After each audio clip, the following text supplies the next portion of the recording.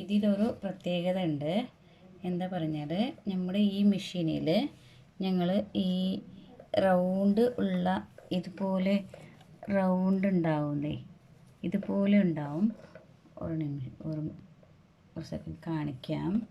അപ്പോൾ ഇത് താഴെയുള്ള ഭാഗം ഫുള്ള് റൗണ്ടായിട്ടുണ്ടാവില്ലേ, ഇതുപോലെ ഉണ്ടായാൽ അതിനെ ഞങ്ങൾ ഈ മെഷീനിൻ്റെ റൗണ്ടായിട്ട് സ്റ്റിച്ച് ചെയ്യാൻ ഈസിയാവും.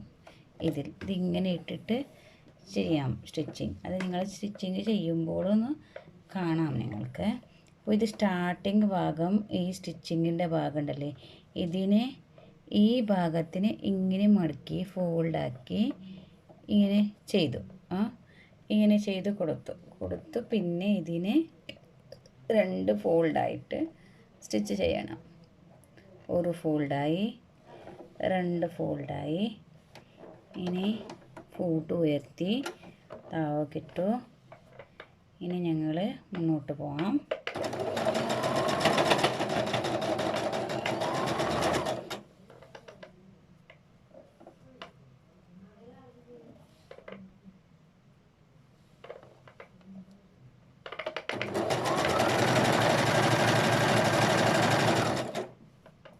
ഇതുപോലെ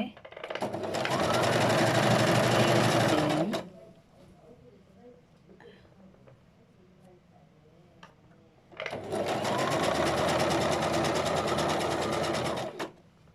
ഇനി ഈ ഭാഗം ഉണ്ടല്ലേ, ഇതിനെയും അതുപോലെ തന്നെ ഒരു ഫോൾഡ് ചെയ്ത് ഇങ്ങനെ 2 ഫോൾഡായിട്ട് ഇതിനെ മടക്കിയെടുക്കണം.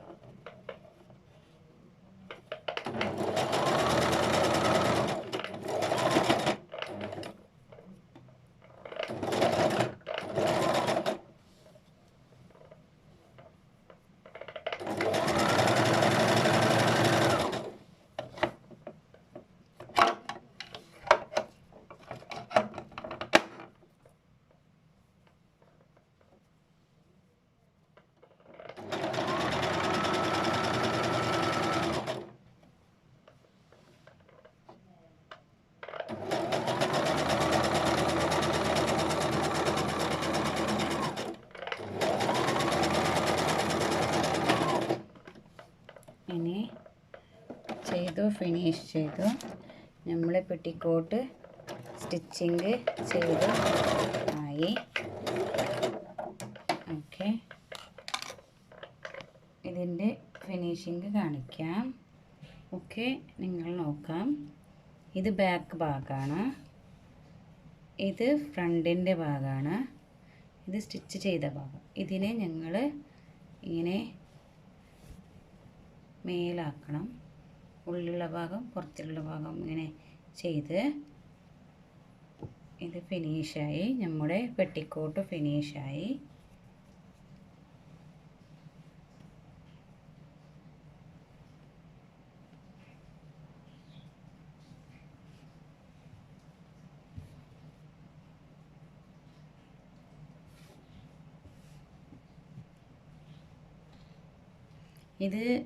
ഈ പെറ്റിക്കോട്ടുണ്ടല്ലേ, ഇത് നമ്മുടെ ചുരിദാറിൻ്റെ ഉള്ളിലേക്കിടുന്ന പെറ്റിക്കോട്ടാണിത്.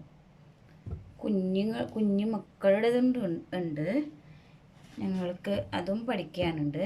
അത് നമ്മുടെ 2 മാസത്തിൻ്റെ കട്ടിങ് ആൻഡ് സ്റ്റിച്ചിങ്ങിൽ ആ പെറ്റിക്കോട്ടും കാണിക്കുന്നുണ്ട് ഞങ്ങൾ. നിങ്ങൾക്ക് ഇന്നത്തെ പെറ്റിക്കോട്ട് നോക്കാം. നിങ്ങൾക്ക് നന്നായിട്ട് ഫിനിഷായി.